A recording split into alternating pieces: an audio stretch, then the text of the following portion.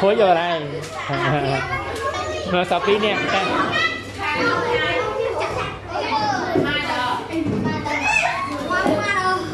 muối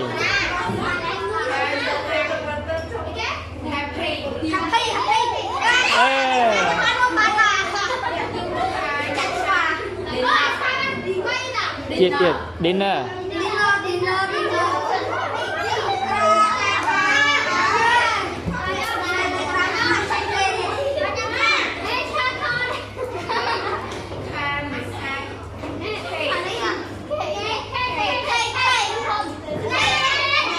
mặc cho lại mà đã cho lại